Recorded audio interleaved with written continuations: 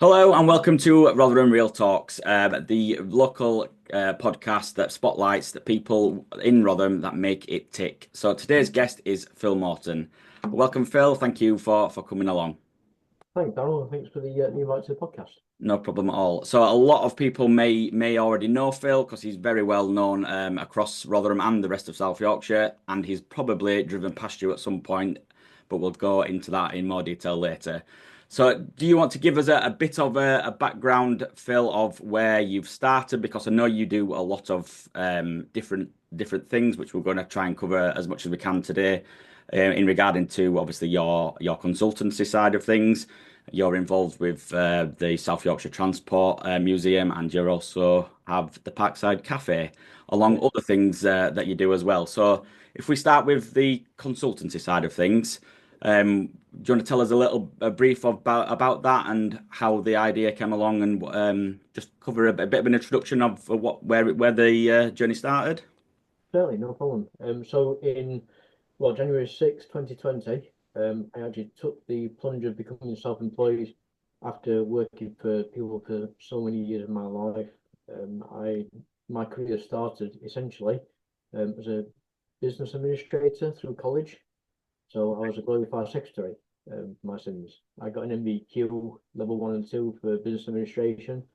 From when I passed my qualifications, actually coming out of college, the qualification situation actually changed quite a lot, and people wanted the RSA rather than the MVQ. So I wasn't really getting much work from the qualification I got. Went into mechanics for a brief period, ended up being thrown in an oil bin after being an apprentice in a garage, which they thought was hilarious to be thrown in a full oil bin. Yeah, I don't think you'd get away with that now, would you? No, was making oil, get back in my little car that I bought myself for 90 quid, and then figured out that it wouldn't actually start. So I got a screwdriver under the bonnet because the bonnet catch won't work. Put the Right. bonnet up, found the battery was just useless. Nothing was working inside the car, and then wired the interior light to the full on battery without no fuse, not realizing what damage this would do and set fire to the car. Oh dear. So it wasn't good for me. So let's put it that way. Um, But over the years, I've done a number of different jobs. Did a bus driver for 10 to 15 years. As a 10 to 15 because I had a bit of a break in between. Okay. Um, but then I went and worked for the RSPCA Sheffield, and I was the head of fundraising for a few years. Right. And Okay. I got into swing of things again, corporate support for the charity, which was fantastic. I thought, if I can do it for a charity, surely I can do it for a business as well. Yeah. So I came away from the charity. My first client was £50 a month, which was Jim Sweeney, Go Electric. Hmm. I did a lot of work with Jim. He asked me to get in front of a few people, and I'm going in front of NCP car parks. Right. Okay. That was £1 million opportunity plus, Yeah. and all they wanted to do was know how to turn it on and off. Right. Which sounds so simple, but when you've Yeah. got a multi-story car park, and the car's parked there for 2 hours, and you've got another car coming behind it, how do you stop that car from charging for 2 hours and get the other one in behind? You Yeah. can't ask the owner to come back and move it. So the simple solution was harder to work out what we actually planned. Um, but noticing what I'd done for Jim, I actually went on to build PMBD. So on Okay. January 6th, 2020, PMBD was born. And I started doing business development for smaller businesses who wanted to gain more work and build relationships. And hence that's kind of where I am today. Where you are today. Great stuff. So, what sort of approach have you utilized to connect those um, connections, that build on them connections? How do you foster those collaborations with what you're doing at the moment? So I did a training course with a sales company, and a lot of the sales that I learned was just kind of there's a difference between sales and business development. And the fact is that with the sales, you're looking for the one opportunity that you can kind of build or, excuse me, or can start. But you never actually really go back and visit that sale once it's been done. Hmm. Whereas business development, we go back and talk to clients and customers that you've dealt with, ask them how the process was, what we can do differently. Is there anything that didn't quite work, didn't understand? Um, is an opportunity to expand this further? Is there more services they require? Or if you do like our services, would you recommend to somebody else? Yeah. And that's how the business development kind of grew.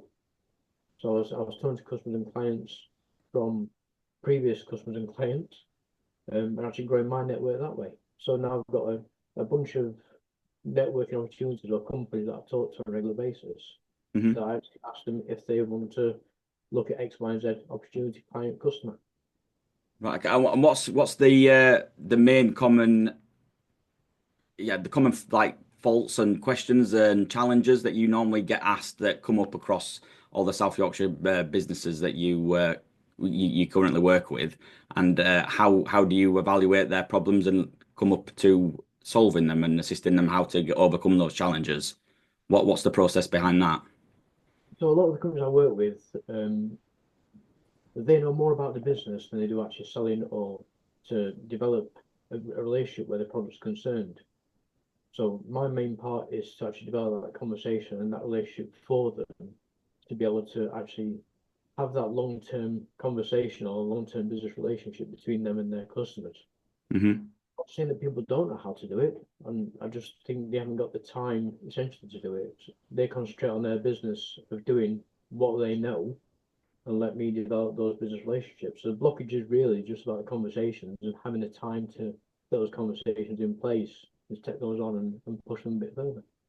Right, okay. So it's you just come like it's a bit of a fact-finding session with them initially to work out what they're struggling with, allow them to focus on what they're good at and the day-to-day stuff, all Yeah, the stuff that they've pushed to one side that they're not so good at, and yeah, just so we've all done it, and we mind to push it to one side because oh, I'll do that later, sort of thing.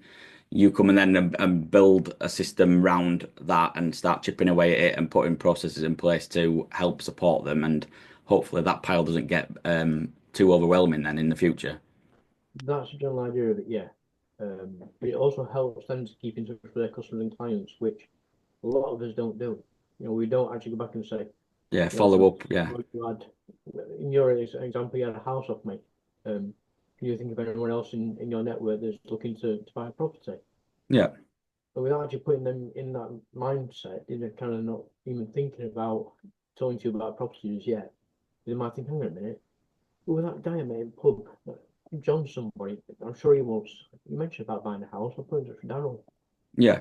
Having that mindset into their head in the first place, they're not kind of thinking of who they can connect you with. Yeah, it's because they've seen it as a transaction and that relationship's now finished and they're on to the next project rather than who else does that person know that could benefit from the services we've just provided to them. Exactly. And it is all about who everybody else knows and connecting other people, which I know is another big thing that you do is your wider network as well. So that yeah, moving away from the consultancy side of things, then tell us a little bit about your involvement with the Parkside Cafe and where did that idea come from? And because I The know, part, yeah, I was a little bit shocked when you first told me. It's like, oh, I've opened a cafe. Was that were random? yeah, it's not a diet thing, luckily. No, what it was, my partner Kelly, actually had a dream of when she was younger of actually owning a cafe, Right. Okay. and she used to work for a company where the guys who was actually part of that company had a cafe, and Okay. they said, "We're looking to sell up because my wife's getting a bit ill health, should we say, we'll put it that way, and she don't want to carry the cafe anymore, and it's up for sale." She goes, okay, how much is it? So he gave us a price and a figure. And we were back and forth working out whether we could afford it and what it would look like on paper, the income and the revenue and everything else. Hmm. I said, you know what, we'll take a plunge. We'll have a go at this. We'll see how we get on. So we changed the name from Scales Cafe to Parkside Cafe, which is on Middle Lane, even though Hmm. the address is Clifton Grove, which is really confusing for people because people still look for us on Clifton Grove. We're not there. Yeah.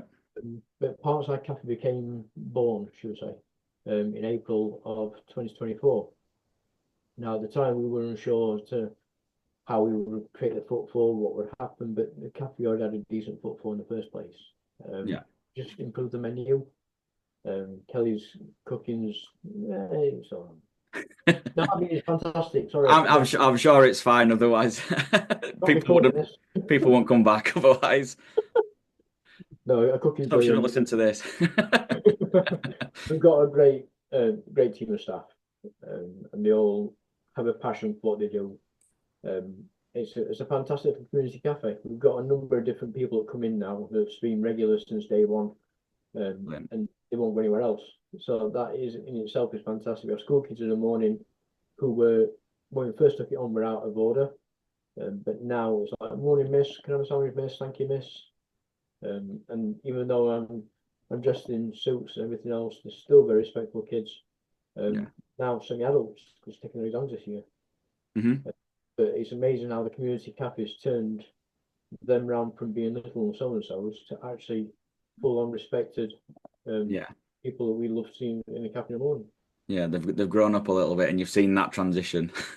Yeah, they won't push Kelly too far, which is good because she'll just Yeah, bite which them. I think if the boundaries are set, then they know what they know they can't they can't go beyond them, can they? No, exactly. My boundaries are set with Kelly, so why should the kids be any different? Yeah, exactly. So, which is good to know. And then, as another big aspect of what you do is obviously the South Yorkshire Transport Museum. Um, I'm sure everybody will have seen you driving past them at some point and may not know that it's you, but I've definitely seen you a number of times drive past. Do you want to dive into your involvement down there and what it is that you do down there? And if anyone's not been down there, it is like Aladdin's cave. It's amazing down there. It certainly is. So the South Yorkshire Transport Museum is a self-funded charity in Rotherham. We were actually down at Tinsley tram sheds, 1990s, that area. Hmm. The roof was knackered, it was falling in, it was leaking. So they decided to move premises, and in 2007, we actually got this property over in Old Walk, two industrial units housing 50 plus vintage vehicles, occupying 24,000 square feet. The charity itself is volunteer owned and run, but I am their business manager.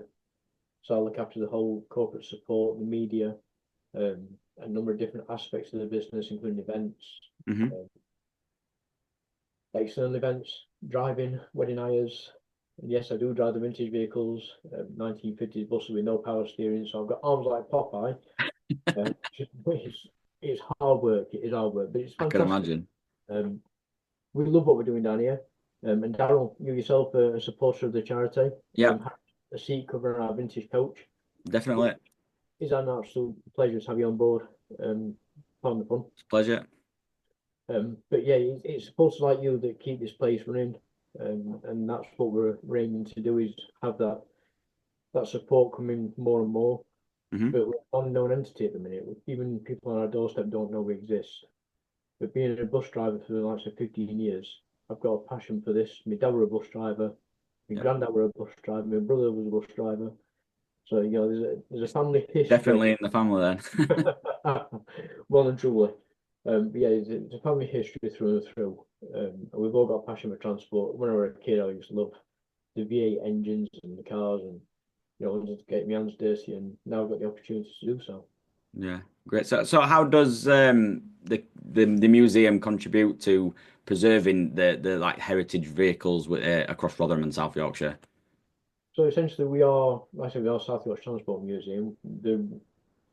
The premises is based in South Yorkshire. The actual Hmm. vehicles come from a number of different backgrounds. We've got a London route master, we've got an Exeter Bristol. We don't just have South Yorkshire Transport vehicles in here. Hmm. We do have a number of different vehicles, but we're not a bus museum. We've got Yeah. army, cars, bikes, and the way we preserve our history is by looking at what rare vehicles are out there, what needs our help to be restored and preserved. Hmm. I can actually demonstrate to people what the history used to look like back in the 1950s and before. We've got an 1870 gypsy caravan down here. Well, Uh, so we're going back that far, plus electric locomotives, steam, underground locos. There's a number of opportunities and things for people to see down here.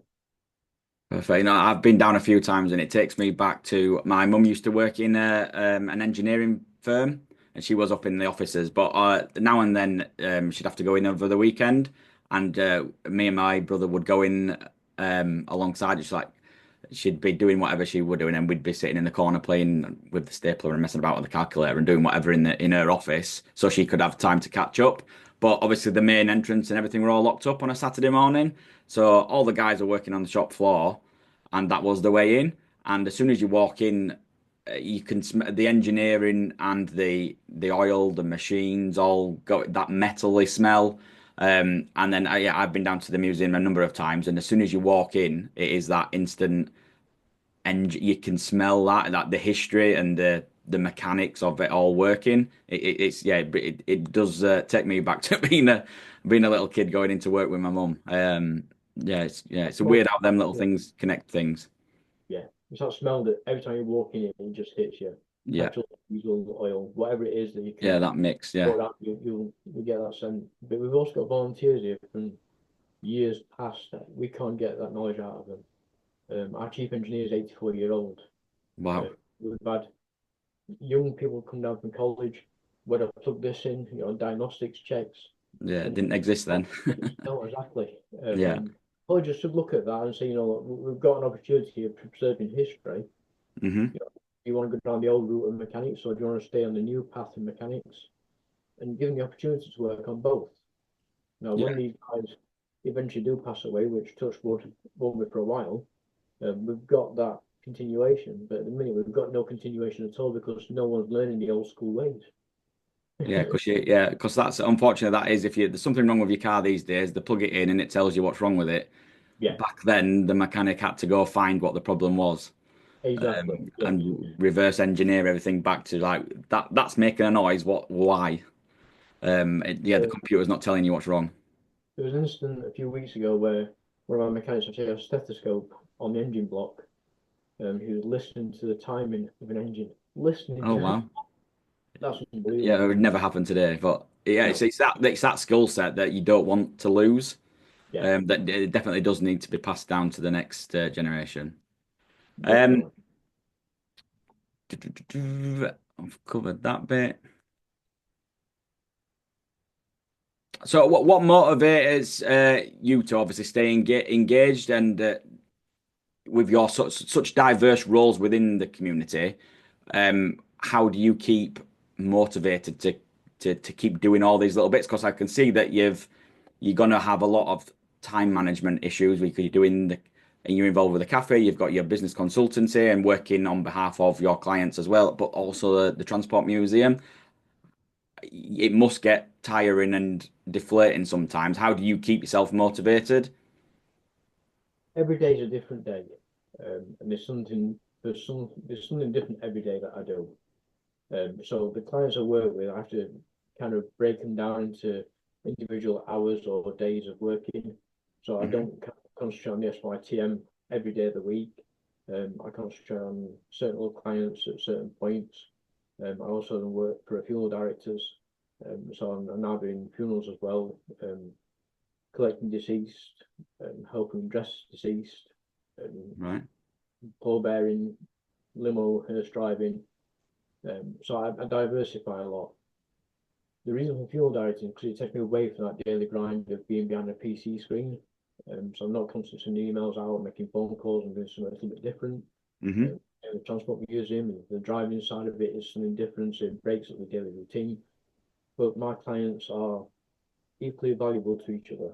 So I know that the transport museum is my largest client, but that doesn't mean I give them all my time. I'd rather try and diversify the time between the clients. But I have to have a cut off at some point. Yeah. I don't know when that is. Being self-employed, you never know when to kind of say, you know what, enough's enough, stop. And Yeah. you find yourself working longer hours later into the evenings. Um, but family is important, massively important to me. And I need to Definitely. give them the same amount of time as well. So yeah, time factors are quite poor at times, but it's the rewards and the benefits I find for the clients that help me to continue, and the rewards and benefits I pass on to my family by being able to afford X, Y, and Z to take them out. Yeah. Um, so it is all rewarding, but Phil does need a break from time to time. Oh God, yeah. There's you don't want to. That's what I was trying to get at. How do you avoid that burnout? And if you're doing something slightly different every single day, it doesn't become boring. No, So I think that's how you keep him motivated because Monday is completely different to Tuesday, Tuesday is completely different to Wednesday, and the following Monday is completely different again. again, And then if you're seeing all them successes and supporting people and the work that you're doing with your clients, you then see that reward and it's actually helped them move Exactly. forward. It must be really nice to see, and that is that proud moment of yes, Yeah, that what I've been doing has resulted in success for the client, and they obviously they will then obviously appreciate it. exactly. Yeah. So we all get a reward and a bit of benefit from what I've done during the week or during the month. Hmm. Uh, keep in contact with clients at least once a month.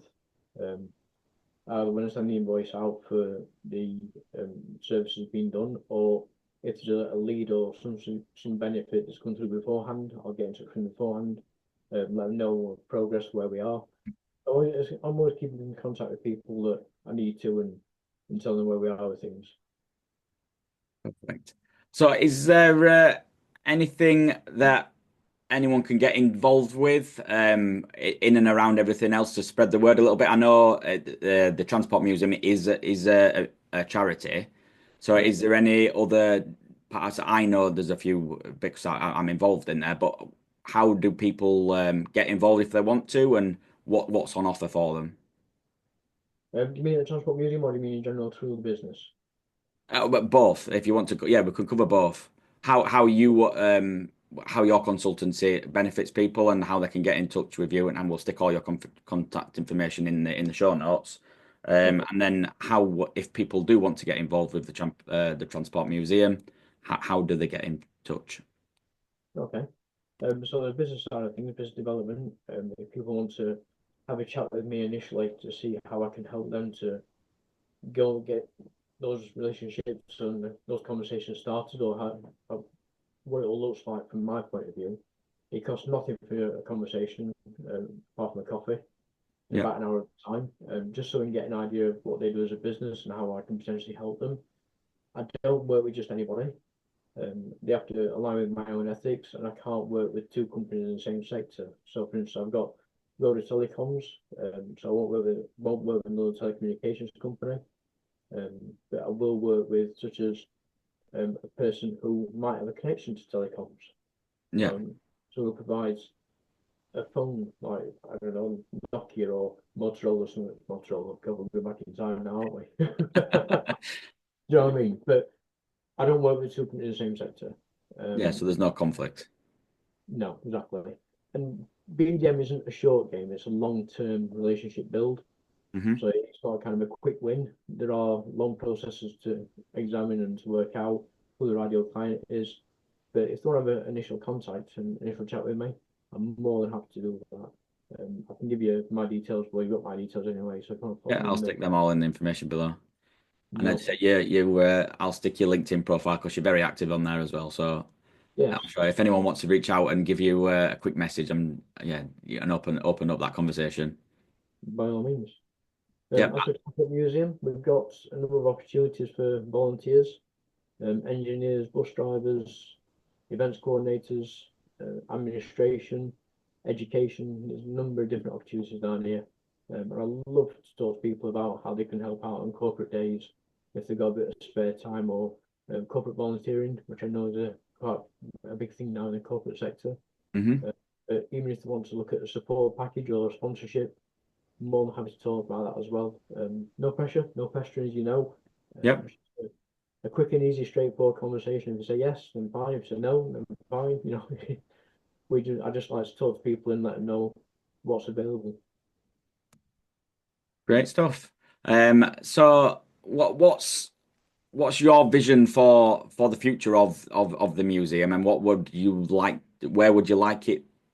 Yeah, have you got like a plan for the next 12 months or so, or anything special that's coming up that you can give us a little bit of behind the scenes of any new vehicles that may be coming in that nobody knows about yet, or You can we want be some a bit trade cheeky?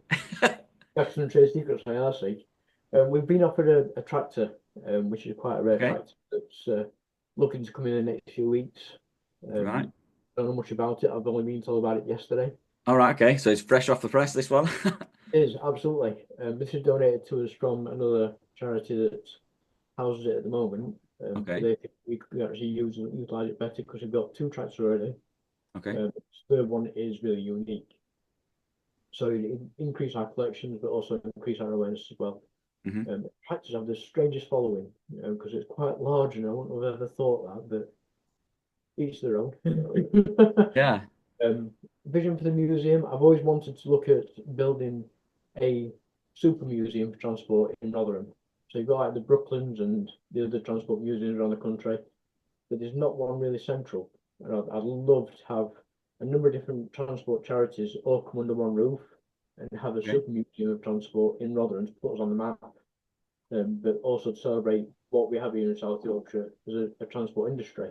Hmm. Looking at steel stocks, the bus industry itself, all these companies we've got a lot of history that's never actually been under one roof. And I think to put it all Yeah. together will it draw a nice crowd and a nice interest towards the whole transport area of South Yorkshire.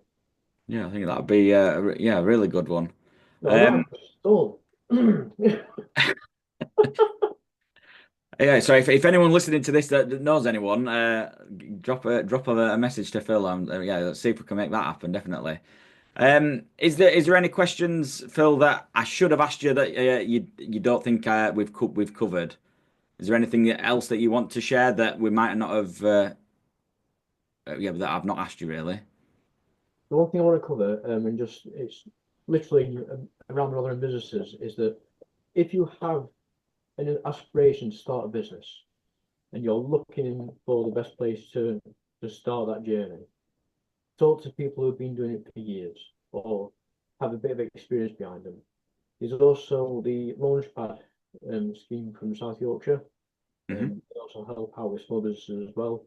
But don't be scared of taking the plunge. And if you are frightened of doing it, talk to someone before you actually make the plunge. There's people out there who give free advice and guidance.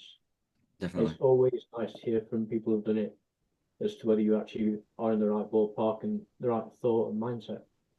Definitely. And everything starts with the conversation, doesn't it? If you're unsure of anything, you might as well ask. And you don't get if you don't ask. That's what my mum used to always say. Exactly. You don't Because get anywhere if you never ask for something. one of the clients I started with originally, so it always starts with a cuppa and a chat. Yep, I can cope with that. definitely.